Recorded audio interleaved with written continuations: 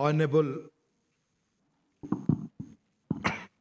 Speaker Lok Sabha आदरणीय Shri Om Birla ji, honourable chief minister Nagaland doctor Neiphiu Rio ji, honourable speaker Nagaland legislative assembly CPA Bharat क्षेत्र zone 3 के अध्यक्ष श्री सारिंगैन लोंगकुमेर जी,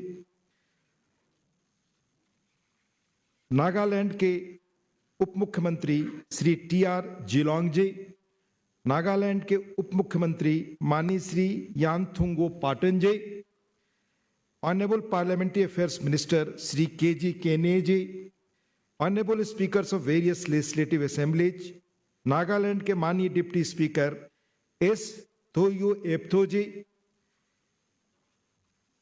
deputy speakers from various state legislatures, Rajya Sabha की हमारी माननीय सांसद और पैनल ऑफ प्रिजाइडिंग ऑफिसर्स में हम सबके साथ रही Shrimati S Phangnon Konyak ji, honourable members of Nagaland assembly, ministers, members of state assemblies, secretary general Lok Sabha Shri Utpal Kumar Singh ji, secretaries from all legislative assemblies, अधिकारीगण, लेडीज एंड जेंटलमैन.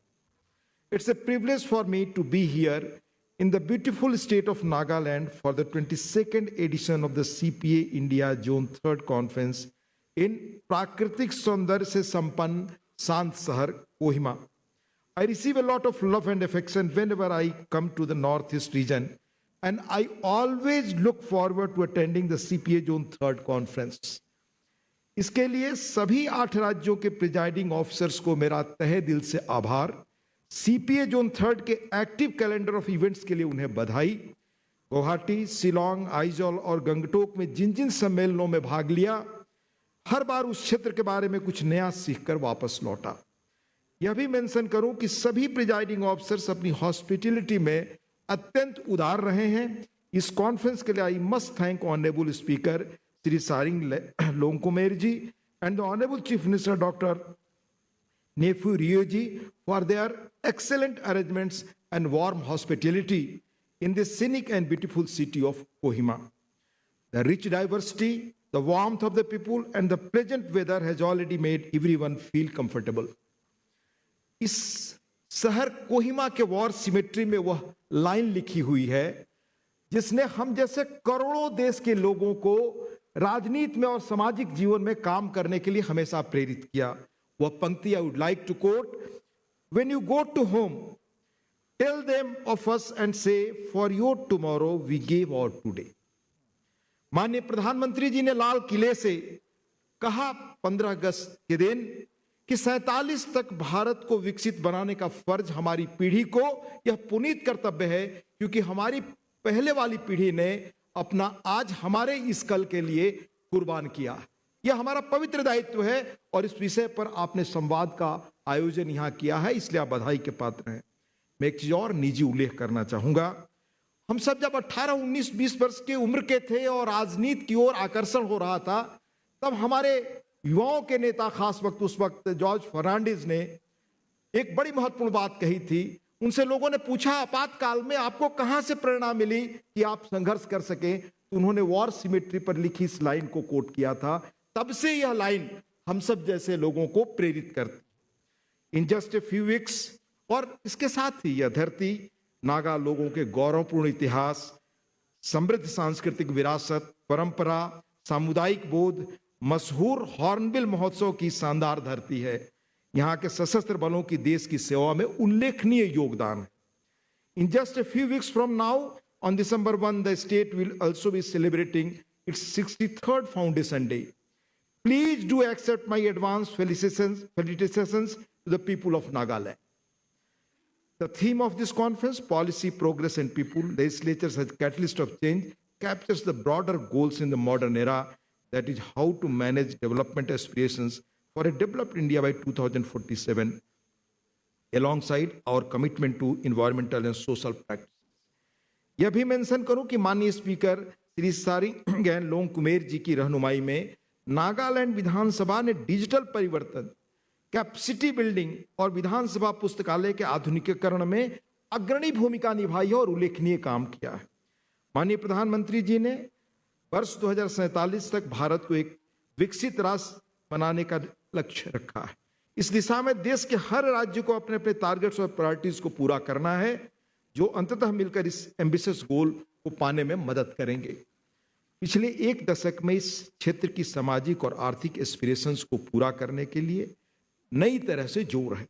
माननीय प्रधानमंत्री जी के लगभग 70 बार इस क्षेत्र के दौरे और विभिन्न केंद्रीय मंत्रियों की लगातार यात्राएं और रात में रहना इस बात का संकेत है कि यह क्षेत्र भारत की डेवलपमेंट प्रायोरिटीज में बहुत ही प्रमुख स्थान रखता है। यह बात इस क्षेत्र के बढ़ते हुए बजटीय प्रावधानों में भी रिफ्लेक्ट होता है।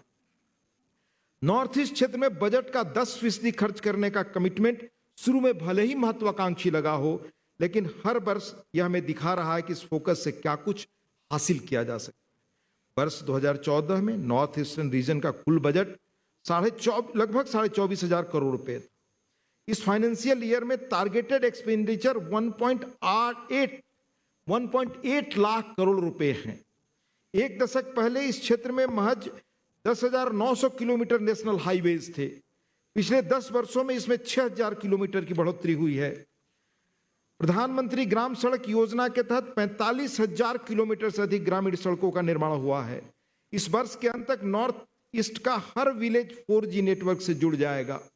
हाल ही में आयोजित rising north east investor summit 2025 में बड़ी संख्या में उद्योग समूहों ने नॉर्थ ईस्टर्न रीजन में 4.48 लाख लगभग करोड़ का निवेश का ऐलान किया।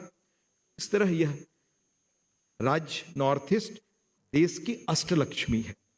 इंफ्रास्ट्रक्चर डेवलपमेंट की सबसे इंपॉर्टेंट बात यह है कि अब केवल रेस्ट ऑफ इंडिया को नॉर्थ ईस्ट से जोड़ने पर नहीं, बल्कि इस क्षेत्र के भीतर आपसी कनेक्टिविटी को इंप्रूव करने पर विशेष ध्यान है। आज इस क्षेत्र के सभी मेजर सिटीज रेल मार्ग से लगभग जुड़ चुके हैं। तो 2014 से पहले 9 हवाई अड्डे थे। एक दशक में यह 17 हवाई अड्डे यहाँ फंक्शनल हैं। The north east has 4% of the countries population and 8% of the area of the country, and with a commitment to spend 10% of the national budget in the region. I am certain that both Nagaland and the Northeast will also be economically vibrant hub for trade and connectivity. इसका एक प्रमुख उदाहरण है असम के मोरीगांव जिले के जागी road में बन रहा सेमी कंडक्टर प्लांट। हमारी माननीय वित्त मंत्री हाल में वहां गई थी। वहां एक महत्वपूर्ण उपलब्धि यह है कि असम में हर दिन 48 मिलियन चिप्स का उत्पादन होगा, जिसमें 15,000 डायरेक्ट जॉब्स क्रिएट हो रहे हैं, जिनसे वहां की लोकल इकोनॉमी को भी बढ़ावा मिलेगा। As we are aware, the Northwest, with its rich ecology, is like the lungs of the earth, the same way as Amazon rainforest. Amidst all the focus on development, we must also achieve it with respecting Mother Nature, जिस विषय पर संवाद इस आयोजन में रखा गया है। In recent years, we have seen the challenges of increasing natural disasters in an ecologically sensitive region. Bharat भी अपनी एनर्जी ट्रांजिशन जर्नी के क्रिटिकल मोमेंट से गुजर रहा है। इस प्रोसेस में ग्लोबल लेवल पर टेक्नोलॉजी के आदान प्रदान और रिन्यूएबल एनर्जी को बढ़ावा देने पर अधिक से अधिक ध्यान केंद्रित किया जाएगा। The North East region will be an important stakeholder in this process. This will also bring more jobs and opportunities that did not exist earlier. And I hope that the legislature, the government will be able to facilitate the laws and policies to benefit from these opportunities and changes. Both at the state level and the national level, there is a concerted effort to promote sustainable tourism in this region. Be it parks, caves, natural waterfalls, forests, root bridges, valleys, the Northeast is a living example of what being in touch with the nature means. And we must be proud that every community and tribe has some unique practices and display a symbiotic relation with the environment. With its 650 indigenous species of the medicinal and aromatic plants and 46 species of bamboo, Nagaland has more potential to benefit while adhering to the ecological balance. CPA Zone 3rd के previous conference में हमें याद है कि सदस्यों ने देश में बढ़ते वेलनेस क्षेत्र के साथ ट्रेडिशनल मेडिसिन को बढ़ावा देने के महत्व और उनके उपयोग की संभावनाओं पर चर्चा की थी। In recent years state government along with the support from the Union Ministry of Donor have promoted organic products and recognized local handloom with GI tags. The coffee produced in Nagaland is also gaining global reputation. I hope that in coming years, the chilies from here shall gain even more wider recognition and demand in the domestic and global market. It would be apt to say at this inaugural event that today there is a more awareness and recognition of the culture, identity, and development needs of Nagaland as well. I come from a village called Sitab Diara, a small island divided between two states of Bihar and Uttar Pradesh. It was our fortune to listen to the great Jayaprakash Narayan, uh, whose ancestral family is my neighbor, and Jayaprakash Narayan and his work for peace in the hills of this region. Alongside Bimla Prasad Chalia, the then CM of Assam, and Revered Michael Scott, JP spread the message of Gandhi, the essence of Christianity to promote peace. With passage of time and development, a lot of things have changed. The Union government wholeheartedly respects the diverse cultural identity and is keen to protect them while focusing on economic development. Today, we have a young population that is aspirational and keen to benefit from country's growth journey. And to achieve them, the legislature, the government must always keep engaging with the society and implement appropriate policy. I am sure that the people of Nagaland and entire Northeast also wholeheartedly welcome the focus on opportunities and infrastructure push in the region. I look forward to hearing more from every presiding officer in this conference over the 2 days. In the end, I once again thank the Honorable Speaker and Honorable Chief Minister and Nagaland government officials, legislative officials for their warmth and hospitality. Thank you. Jai Hind. Jai Nagaland.